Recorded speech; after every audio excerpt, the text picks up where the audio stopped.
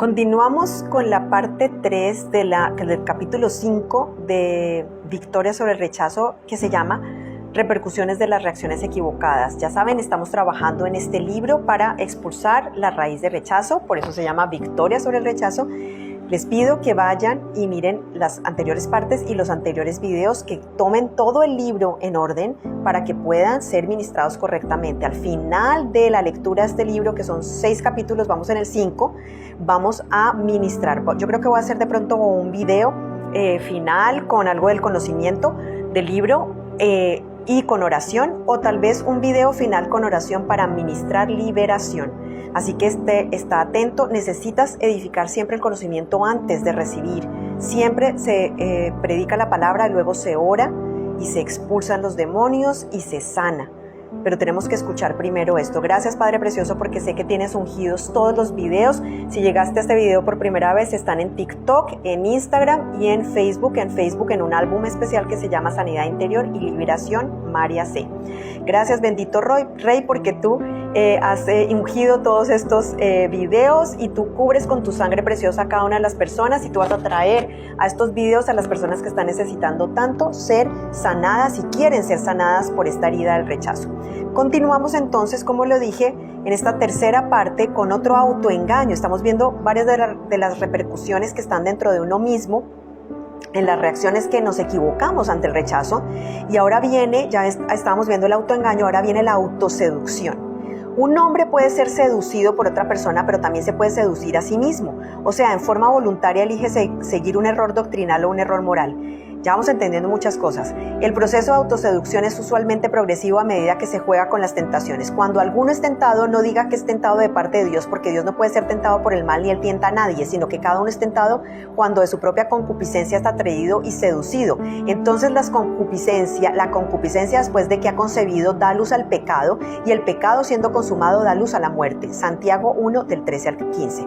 Toda persona tiene necesidades legítimas en los campos espirituales, emocionales y físicos. Dios ha provisto formas para satisfacer tales necesidades. Por ejemplo, Dios ha ordenado que las necesidades sexuales se llenen dentro del matrimonio.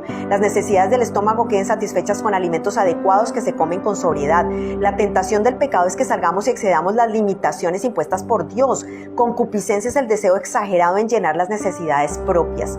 En las tentaciones del desierto, Satanás se acercó a Jesús basado en las necesidades naturales. El Señor tuvo hambre y necesitó pan. Él era el Mesías y necesitaba establecer su señorío. Él era el Rey de Reyes y requería instalar su gobierno sobre la tierra. El demonio tentó a Jesús en la satisfacción de estas necesidades con medios ilegales. Mateo 4 del 1 al 11.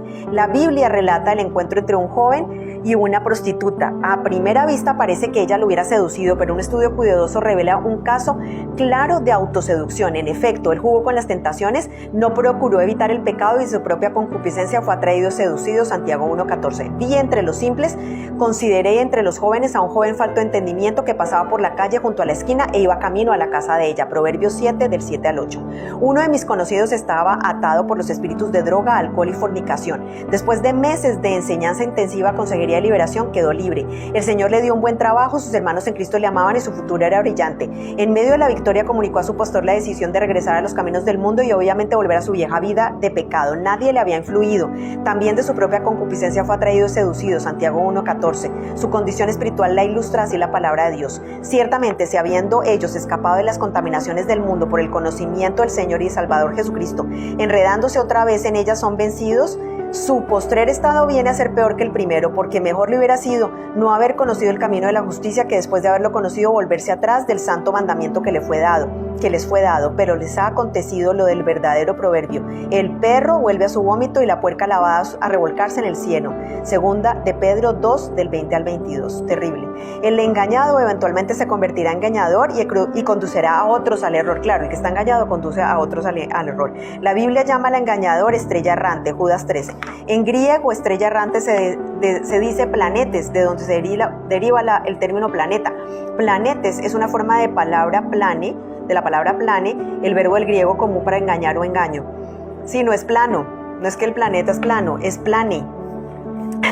De esta manera, una persona autoengañada es quien, como una estrella que se sale de su órbita, se ha desviado del curso de la verdad. No solo se dirige hacia la autodestrucción, sino también puede poner en peligro a muchos otros. Esto es lo terrible de todas estas personas que comienzan sectas. Ellos están autoengañados y engañan a los demás, y los demás se dejan engañar. Están autoengañados, autoseducidos.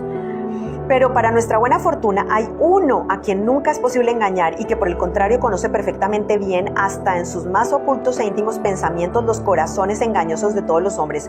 Con él está el poder y la sabiduría. Suyo es el que yerra y el que hace errar. Job 12:16. El hecho de estar presos del engaño, de haber sido sus víctimas en una u otra forma, ya sea voluntaria o no, jamás nos garantizará que vayamos a librarnos del justo juicio de Dios. Terrible. Aunque hemos sido autoengañados o engañados, no nos va a librar del juicio del Señor. Entre el pueblo cristiano se encuentran con gran frecuencia y de manera muy generalizada las siguientes 4 categorías comunes de autoengaño. Vamos a escuchar las categorías comunes en el pueblo cristiano. Primero, quienes están engañados en cuestiones de la guía divina. Ojo, los creyentes requieren dirección y necesitan oír la voz de Dios. El hombre espiritualmente dispuesto y que quiere recibir la guía divina es el más vulnerable a la falsa guía. El hombre del mundo desinteresado de las cosas espirituales no es buen blanco para la guía falsa. Me acuerdo de un hermano que creció en una iglesia denominacional y tradicional. Un día tuvo una muy intensa experiencia espiritual donde oyó a Dios hablar a través de la profecía y también hablarle en forma muy directa a su propio espíritu. Había anhelado profundamente caminar cerca de Dios. Quería que Dios siguiera hablándole respecto a cada detalle de su vida. Literalmente confiaba que Dios le dijera de qué color de medias ponerse cada mañana. Al regresar a casa del trabajo esperaba que Dios le dirigiera en cada intersección de la autopista.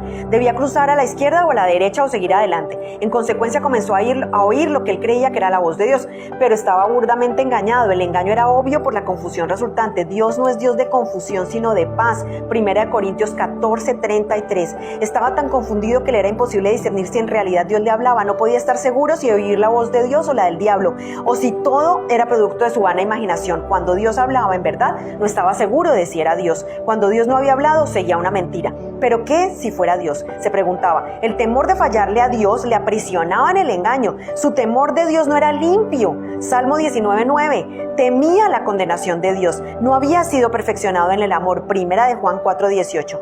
Muchos cristianos esperan que Dios les hable a sus mentes. Dios, como ser espiritual que es, se comunica con el espíritu del hombre. Juan 4:24.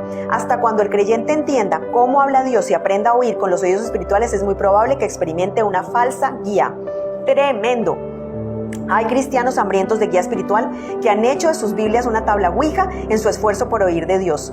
A este método mecánico de buscar la guía divina se le llama hacer hablar al libro. Quien necesita la guía de Dios plantea una pregunta y quiere que Dios se la conteste. Luego cierra los ojos, abre la Biblia al azar, coloca un dedo sobre la página donde abrió la Biblia y espera que el versículo donde descansa el dedo sea la respuesta al interrogante que hizo a Dios. Con mi esposa dirigíamos una serie de seminarios de liberación. Cierta señora llegó temprano y tomó asiento en la iglesia. El pastor, al reconocerla, nos susurró que estaba gozoso de verla allí, pues necesitaba ser liberada de espíritus. Nos compartió que ella siempre buscaba la guía de Dios con el método de hacer hablar al libro. Ay, Dios mío.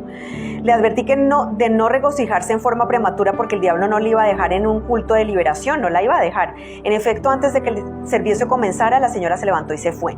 Al día siguiente la vi en la calle y le pregunté por qué se había ido. Me respondió que al abrir su Biblia, Dios le mostró con un versículo que no necesitaba nada de que debía salir. Con alguna frecuencia encuentro cristianos que son guiados por voces. Casi todas estas voces son falsificaciones del lenguaje audible de Dios. Las palabras se perciben en la mente más que en el espíritu. Demonios de falsa guía se llaman muchas voces, pues algunas personas oyen más de una voz. Como los demonios son engañadores, por lo general comienzan con cosas que suenan muy razonables. Si una persona acepta estas palabras como válidas, entonces los espíritus se hacen muy atrevidos y la llevan a un profundo engaño. De cuando en cuando los medios de comunicación informan asesinatos y otros crímenes serios cometidos por individuos que actúan en obediencia a una voz que creían venida de Dios. Dios nunca va a hablar en una forma en que sea contraria a su palabra, de su voluntad, tal como se revela en la Biblia. Si se encuentra un cristiano guiado por voces falsas, se le debe aconsejar con toda firmeza que abandone esas voces. como un modo de guía divina. Debe pedirle a Dios que le dé dirección de otras formas para guardarle contra futuros engaños. Quienes están sobre él en autoridad espiritual deben juzgar toda guía que reclame haber recibido. Gracias, Padre Precioso, porque nos estás abriendo los ojos. Nos estás abriendo los ojos y nos queremos pedirte, Señor, que nos ayudes a no caer en engaños, a no caer en autoseducción, en no creer que tú nos estás hablando cuando tú hablas al Espíritu. Señor, enséñanos la manera de escuchar claramente tu voz. En el nombre de Cristo Jesús, amén y amén. Seguimos.